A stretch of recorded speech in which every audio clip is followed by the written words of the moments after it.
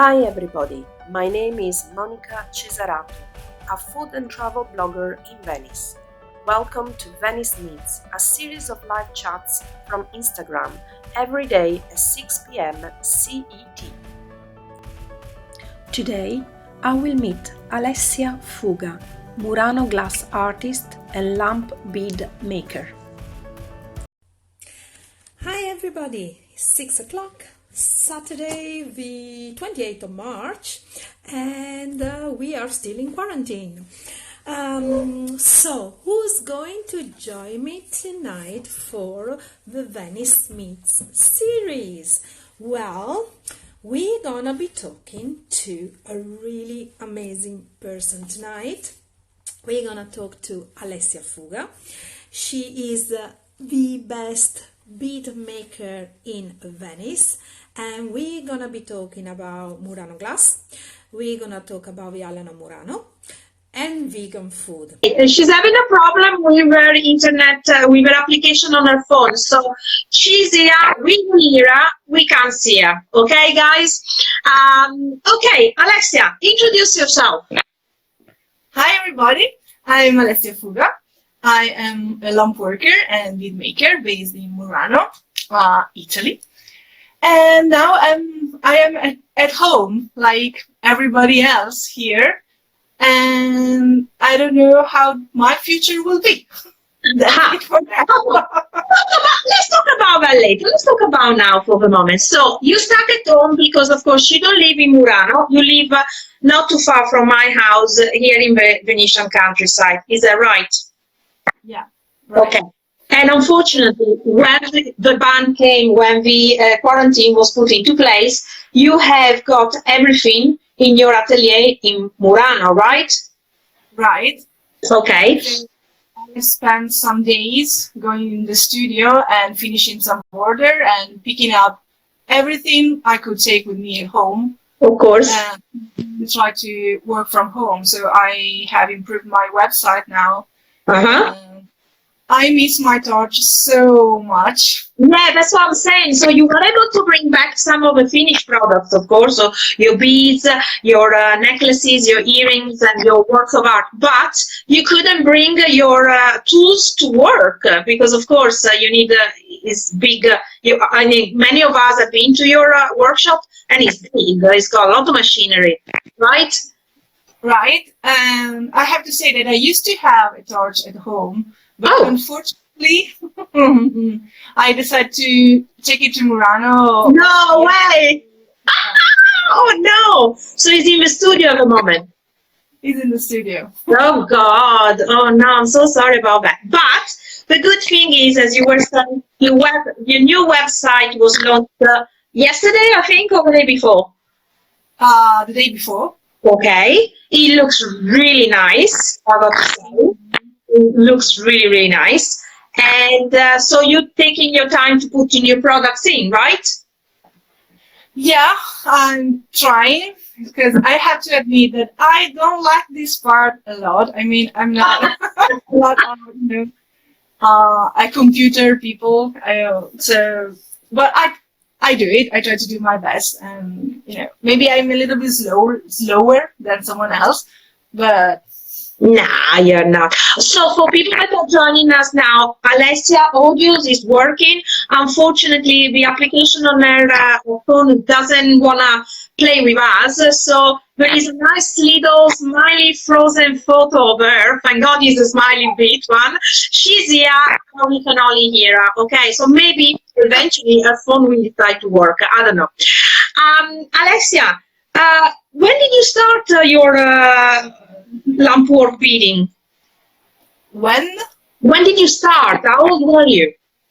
Well, I started now 13 years ago, if you remember. By chance. I mean, I was not planning to do that. It was completely out of my mind. But I took a class because I had time at that moment. Because you come from a Murano family, so one of the oldest family in Murano, right? One of the historic ones. Well, let's say that my family. So my surname is it's a surname of family that is an historical family in Murano. We know Okay. that because there's a Osella, Mm-hmm. okay, that tell us that. So the Osella was the stemma. I don't know how to tell it in English. Yeah, it was oh my God, I can't remember now. Like the little the sign of a family. Guys, yeah. Okay. And so my family has it, and it means that there was Fuga people Mm-hmm. at the time of the Serenissima. Okay, Mm-hmm. so really a long time ago. But then because in Murano there's a few number of surnames, and Ah, there's wait, that sign tells me crest. That's what it's called. The crest. okay, thank you, Crest. Okay, and but looking more close to me, no one of my family worked with glass. Okay. My father doesn't work with glass. My grandfather doesn't. He didn't work with glass. So, I So mean, they weren't glass masters, that's what we mean, but they were involved with the building of lamp chandeliers, so were they? yeah. Okay. Uh, yeah. So, But more of not a mechanical part.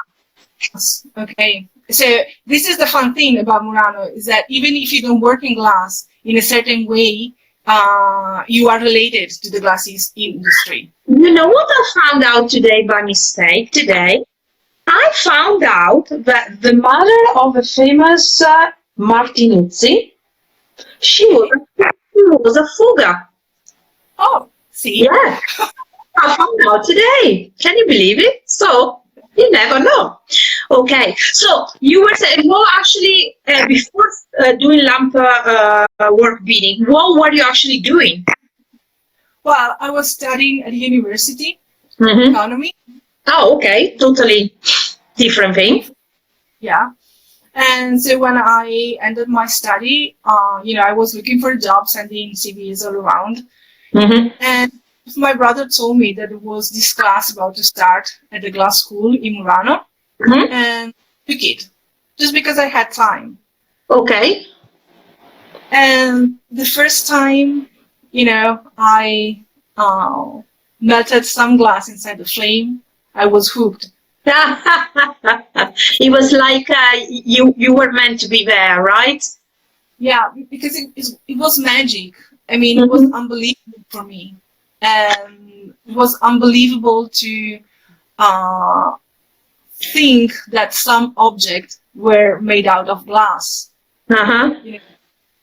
And And did it come? You gave me a lesson, one or two lessons, and I still will never be able to do beadworking. But I remember we talked about this, and you told me that it came to you pretty easy. yeah, I have to say that, yeah, I've been lucky in discovering that I was gifted in a certain way. Mm-hmm. So it shifted quite a lot, all the learning part. I mean, in the bead making, okay, Mm-hmm. because there's a world of technique that you Yeah, can of course, practice in, and all of them needs time of course. to get good. Okay. So usually the thing that you do is to choose where to start, Mm-hmm. practicing, start studying, and then when your skills are good enough, okay, you can move and you can improve other techniques. Yeah. So I started with beads, Mm-hmm. and yeah, I found that in bead making I was, it was, Talented.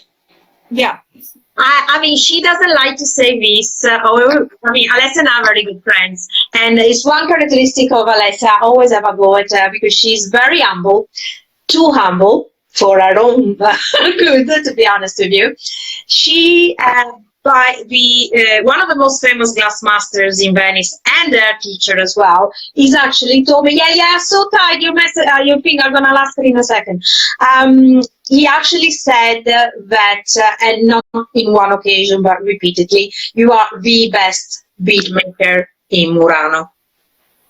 Thank you. Yeah, we're not gonna say who it is, okay, but you know, and so to have this kind of confirmation from one of the biggest glass masters, I think is a big recognition, right?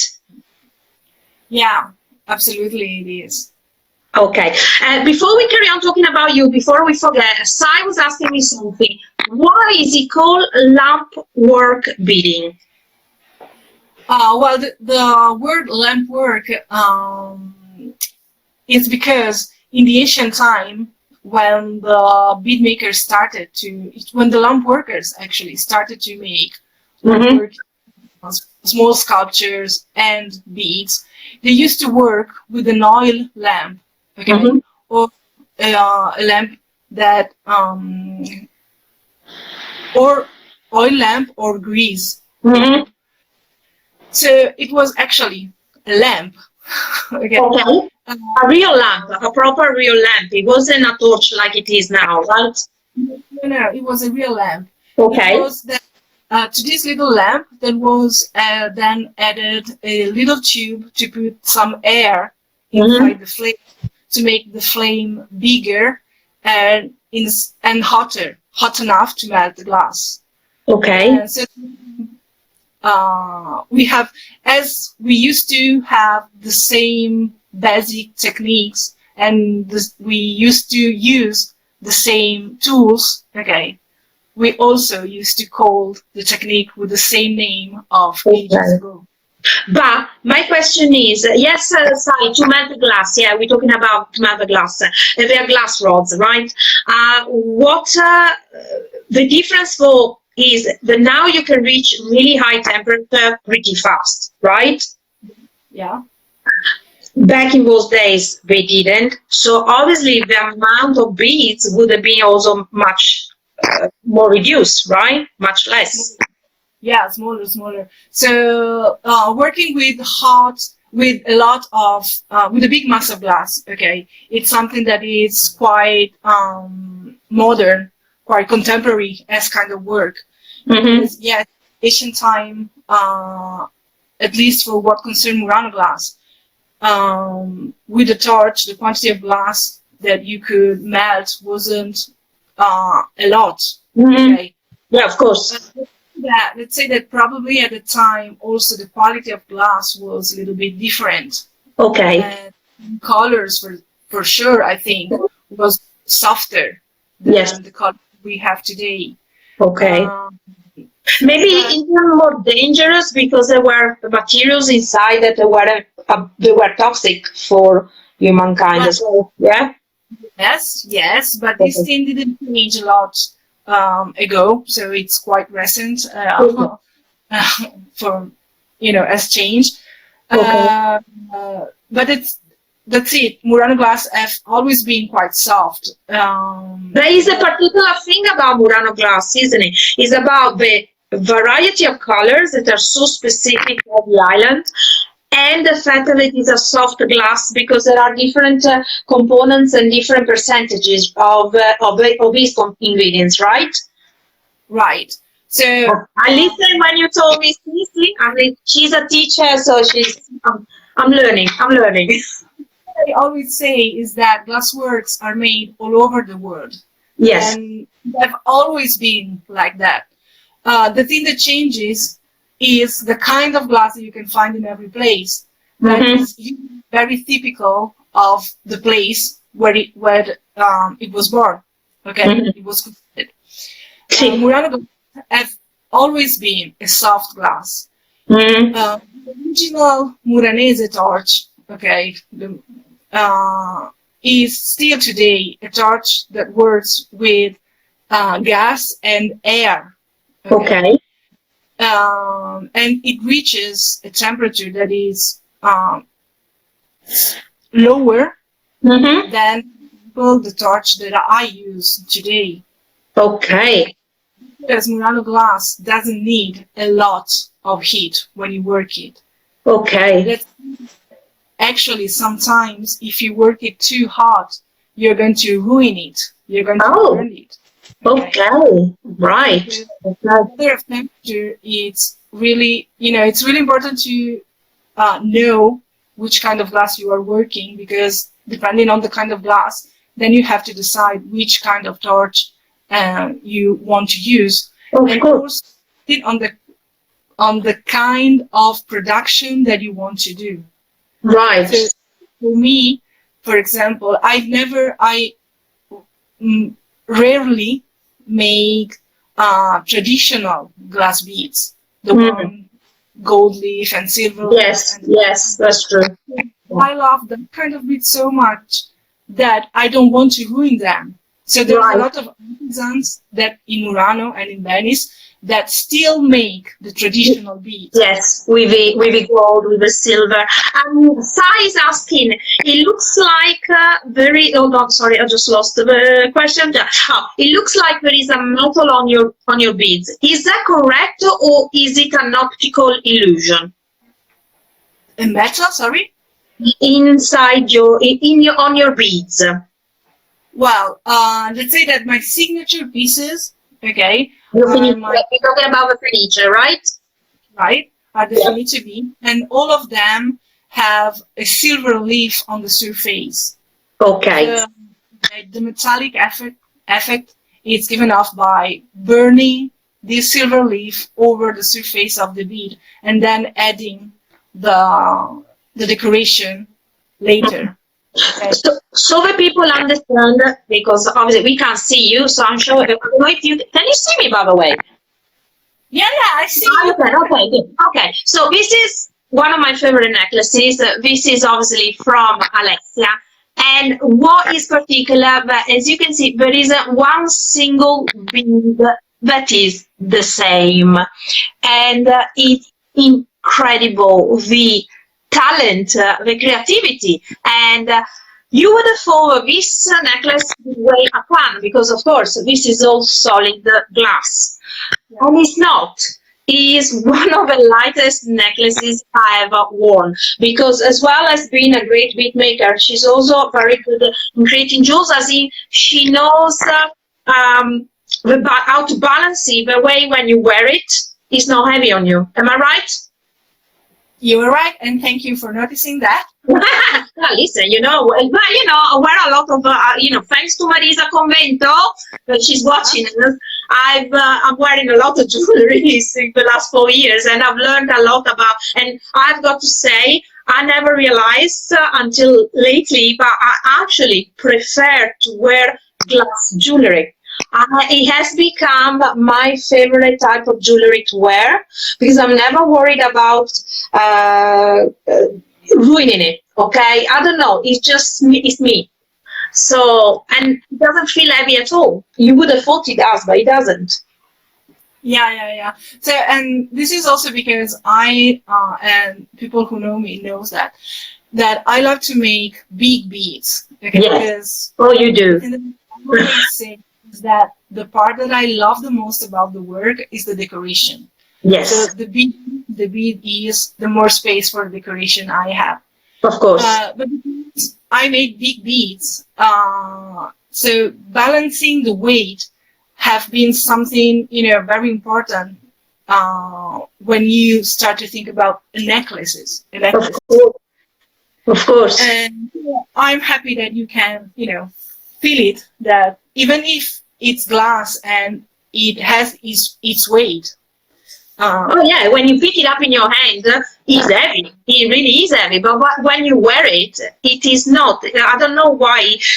Well, I don't know why, because you're good. You know why?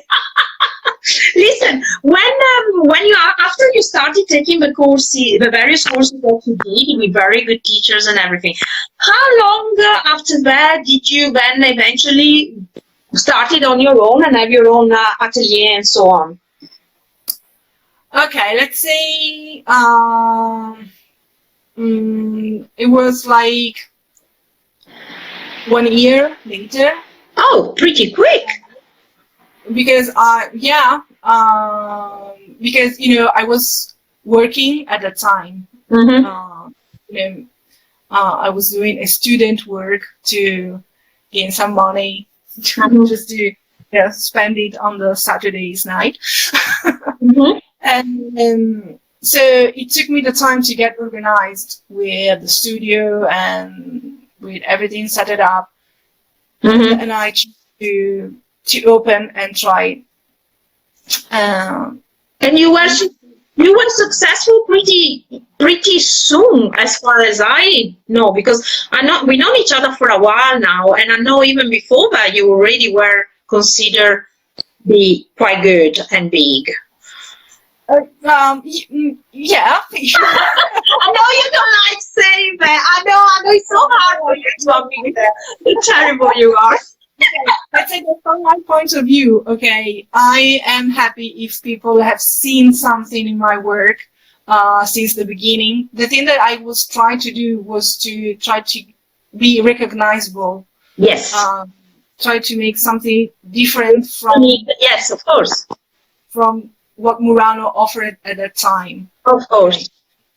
And because you're actually cannot be considered anymore just an artisan, you're more of an artist now, right? yeah, I can say that because I don't make large production. I make mainly unique pieces. Okay. And I like that way because it gives me the chance to express myself. And as our friend in America who loves the bees, Joy, is telling me that you're not just talented in creating beautiful jewelry, you're amazing in creating glass objects of nature using the lamp work technique. That is not an easy thing to do, is that so? Yeah, it's not easy. And again, as said before, it requires a lot of practice. Mm-hmm. And you're very, yes, it requires a lot of practice, but also one characteristic that you have, you're very meticulous and you're very, unless it's perfect, you will not show it to anybody, right? That's why I don't show this kind of stuff so much. And the amazing thing is, if you ever walk in it, when you're gonna walk over in an atelier in Murano, she has got some amazing flowers, animals, you name it, she has it, and you go like, oh my god, that's beautiful, and she goes to you, now can you see the defect there? But it's the defect that makes it so beautiful. And you said you want it perfect, don't you? I try to. Yeah. And but that's the thing, okay? I think that you have to know the technique perfectly. Yes. And with the technique, you can do what you want. But you have to want it. It doesn't have to, happen by chance. So, what's one of the hardest things that you ever had to create? Well, I'm still struggling a lot with the blown technique. I would like to get better at that.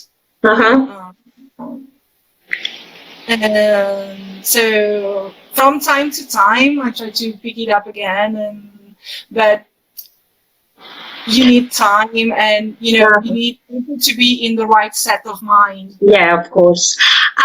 One thing that Alessia does as well as having her own atelier and doing this beautiful creation, she's also an amazing teacher.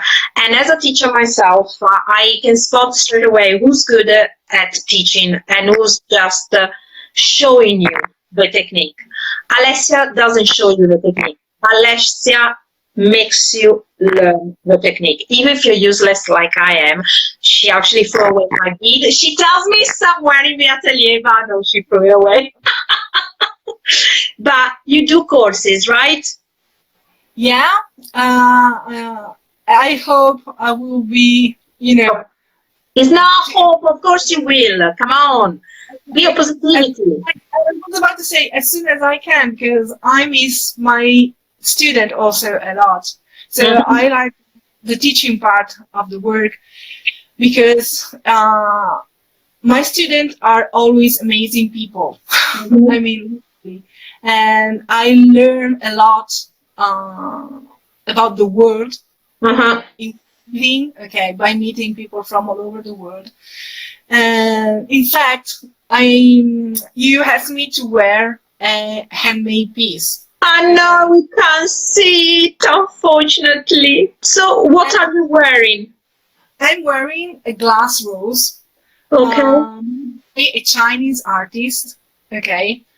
And this is one of the things that I wanted to talk about. So today, when we talk about Chinese glass, here, okay, we always think about the cheap, Yeah, mass-produced kind of glass. And exactly. it's what we have in the market today is Mm-hmm. that, Mm-hmm. and is that in a certain way has ruined a little bit the market in Murano. Mm-hmm. But for me, the sad thing was to learn from one of my students that was a Chinese girl. Mm-hmm. In China, they used to have a very ancient glasswork. Oh, okay. Yeah, I missed the word. Okay. So she brought me this rose Mm-hmm. made by one of the last um, lamp worker, typical lamp worker in China. Wow, amazing. I would never have thought. Okay. The States. And she didn't know anything about glass since she went at the Chihuli exhibition. Chihuli is one of the Yeah, the big. glasses, okay. And then she started to think about glass every day. When she Right. came back to her family near Beijing, okay, by chance again she discovered that it was this association that has the purpose of protect the Asian knowledge of Mm-hmm. Chinese craftsmanship, Mm-hmm. and work was one of them. Okay. So she went to this studio, and I've seen picture that she showed me about the workstation, the kind of glass that they use, the tools that they use, and it was amazing. And I thought that it was so sad that now, it's a big loss also for them Cool. to You know, change their production to fit what the market.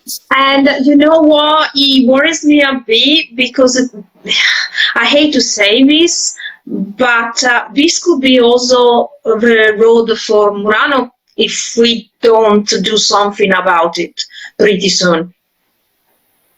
Yeah, yeah, You know, not obviously in your case, but if people like you are not helped, above all in this situation right now, are not helped because, of course, you're not working and you have rents to pay, you have taxes to pay like everybody else. So if the government is not going to put their foot down and help artisans like yourself, that's what's going to happen to you, to Murano, to Murano glass as well, I assume. yeah.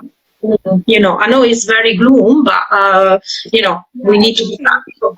the last year has been really hard. Mm-hmm. This last winter was I don't know how to say, but really bad after the Apalta and now this thing. Mm-hmm. So I'm sure that Venice and Murano will survive that for sure. Yeah. They have seen worse. But I also think that some of the uh, uh, some of the people who used to be there, they Yes. will no be. Yeah, they will. Yeah, there won't be anymore. Yeah, absolutely. But let's cheer ourselves up a little bit because here we're going very, this is a very positive live chat all the time. So beautiful, interesting. But let's talk about food now a little bit. So, Okay. you know what I want to talk with you about. Alessia made me discover the world of vegan food. And she has got that's what I love about her, that she's vegan through and through. but she never imposes me when we go out or when we have a party. And because of that, I always make sure that we find something for her. And I discovered so many nice recipes. So whenever she comes for dinner, whenever we have a party or something, she knows I always make sure there is something for her, right? Good. So how are you coping with this quarantine then? Well, to me, it's quite good because we still have fresh vegetable and Okay. fruit. So, it's not a big problem for me, Mm-hmm. let's say. I'm not able to make any cake or bread or pizza because when you go to the supermarket, You need to, yeah, and you can't even come over to the big. You say, well, okay, I'll pop over to the big ones, like the one near my house that is totally stocked up because you're out of your comune anyway, of your town, so you can't even do that. That's the yeah. problem. Also, I have to say that I am very lucky because I have the food store here in my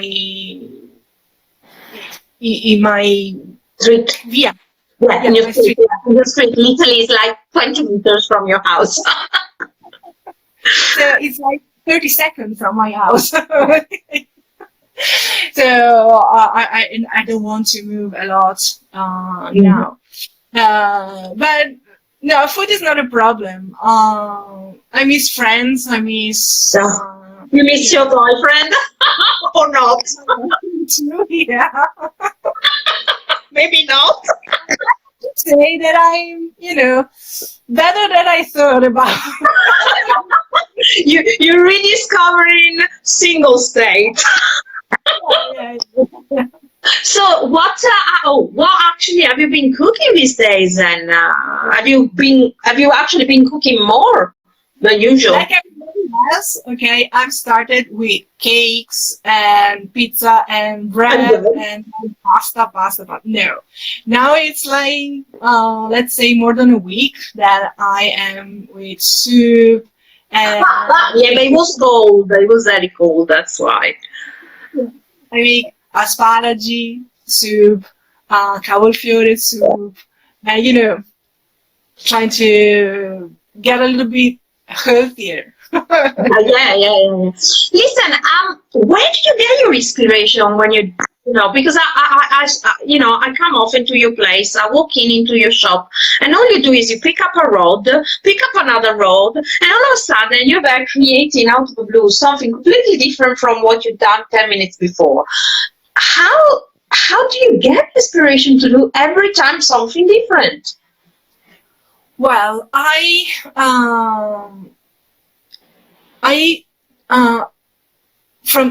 from the world actually. I mean, every time that I go somewhere, maybe nature, maybe into something, some store, or Mm-hmm. we are surrounded by colors, Mm. and sometimes they just speak to me. Like, well, nature is the biggest source of inspiration. Mm-hmm. You can find all kind of different matching shades, color series from same color shades or colors that create a really a good contrast, or also a big contrast. Mm-hmm. And luckily, if we talk about Murano glass, we already have a lot of colors. Yes. Then we can try to create new ones by Mm-hmm. adding over layers and creating new shades. So most of the time, I start with an idea in my mind, and then again, there's a chance, that my workbench is a mess. Oh gosh, you haven't seen my office, but yes, okay, I've been there. Yes, I can say I've seen Sometimes, more organized bead makers. I got to say, sometimes it's goes your from it's just chaos. It's not chaos, okay. But for example, the other day you posted a beautiful, beautiful picture of a plant. But at first, when I saw the photo, I thought, what's Alessia doing posting photos of plants? And then I realized it was made of glass. Now that is amazing. Thank you. And you were saying to me you're thinking of doing a new kind of line, maybe just pots and plants? Yeah, yeah. So it should be a little secret since we doesn't have the. No, you haven't done it yet. We haven't done it, so. Okay. It's Yeah. it's a little, well, let's say, it's a little sneak peek into it without actually seeing it. Yeah, studying plants. Okay, it's one of the main things that I'm doing. Mm-hmm. Okay, and let's hope it will bring something good, something Yeah. inspirational for others. So tell the people your where they can find you. When while you're talking, I'll try to write it here in the comment. Okay. So tell them the website. My website is www.alessiafuga.com. There we go. Okay. Okay. Your And also social medias. Facebook and Instagram here. You can see me. Yeah. And your, sorry, I missed you. On which other is the social medias are you? So I was talking about here Instagram, but we are already here, so I think that They know. people already know that. Yeah. But they can find you on Twitter and on Facebook with the same details. Okay. Yeah. Good. Now, what are you cooking tonight? Well, I got this fresh asparagus. I don't know how to tell it. That's what you should do. Asparagus. A nice long asparagus made of glass. When I will be going to make vegetables, okay, I will make asparagus. Yes. Okay. I think you should do a whole section, like a nice bowl of all different kind of vegetables and fruits and stuff. I was actually today. It's funny. I saw today the Museo del Vetro posted a beautiful picture of un cedro. I don't know. I can't remember how to say that. Cedar, I think it is un cedro from the 1800s. It was beautiful. I don't know how big he was, and I'm not sure which technique he was made. No, he actually did say, I can't remember it. Okay, but if you have a look after, it was really, really, really nice. Okay, right, now, I was going to say what happened to me earlier, but it's going to be to do with what I'm talking about. How are you doing these days? What are you doing? What are you how do you Okay, let's say what we were doing today, so I can bring the what of a joke of today. Right. Well, me, I'm trying, as I was writing yesterday, because of course I'm not making any money right now because I'm not going out doing any tours, I'm not doing any cooking lessons, I'm literally not doing anything. I had to try to find a purpose. That's why I started this live chats every day at 6, because I wanted to first keep in touch with all my friends from all over the world, and I wanted to make sure we were all a bit positive about it, because of course we're already depressed as it is. So I thought maybe we needed a bit cheering up. So today my children, but not children because they are 29 and 22, they decided to clear up our attic. Now, a lot of people out there don't know, but before doing what I do, about 10 years ago, 10, 20 years ago, I was the first one in Italy to have a lingerie store online, also called Sexy Shop. Okay? You there? She's laughing. She's laughing. So, as you can say, you can imagine what kind of goods I was actually sending out. So, just having a let's not make comments about that. So, anyway, today I'm in the kitchen preparing, cooking dinner, whatever. I don't remember. I hear a voice from the attic. My kids are cleaning the attic, and they go like, "Mom, can we throw blah blah blah blah away?" And I didn't hear what he said. I said, "What? What?" And he goes, "Mom, can we throw the fake penis away?" And I was like, "Okay, yes, God." Now, that was probably one of the most embarrassing moments of my life. Hold on again, but now I want to know, what did you answer to them? I I just told them to throw everything away. It's old stuff, like we need new ones. We need new ones. That was so funny. I thought, okay, I needed cheering up today. I really needed cheering up. But I lost count of how many days we've been in quarantine now. So, it's like, oh. So anyway, so let's tell everybody, if you want to support anybody in the world, support artisans, because they are the ones that probably are suffering the most. How do you do that? Well, in that case of Alessia, you can go on our website and buy her beautiful jewelry, right? Right, thank you. Yeah, and the only thing is you're not allowed to send anything out for a few days because, of course, you're stuck indoors. But as soon as you can walk out, you can do that as well. They can book a course with you, right? Right. Okay, because you actually haven't told people what kind of courses you do. Well, I do bead making and lamp working. It depends on what, But you also do one day, like one experience, or you do a proper course divided in so many days, right? Both. It depends if someone is just, in Venice for a few days and just want to have an idea of how it is to work in glass. We can have a short class. Or if someone wants to go, more deeper inside this week, we can have a few days class. Okay. And you do from beginners to advanced as well? Exactly. Okay, good.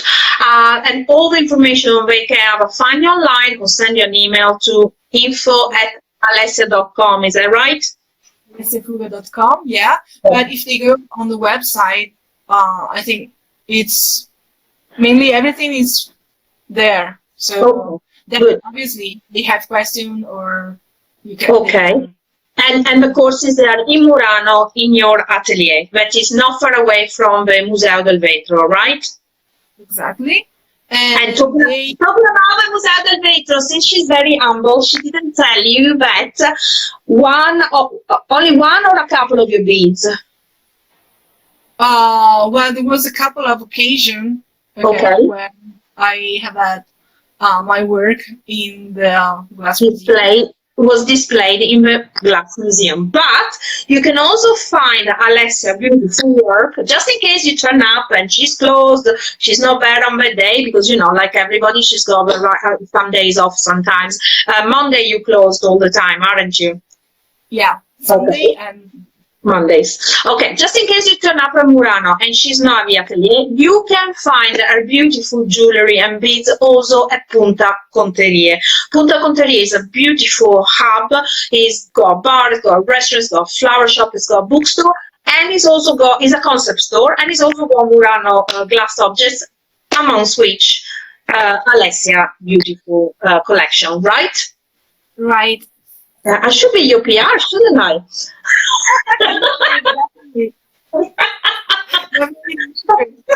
Sorry? Yeah, you should. I should. Okay, so Alessia, it was so nice talking to you. And if we're gonna still be here in a month time, as it looks like, I think we would like to have you back. But please, can you download a better app so we can actually see your face? I will, and I'm sorry for that. Look, the important was that the picture was a smiling one, because that would have been so funny if it was like a weird one, like. Alessia, it was a pleasure, and I'll speak to you soon. Okay? Thank you. Ciao carissima. Ciao bella.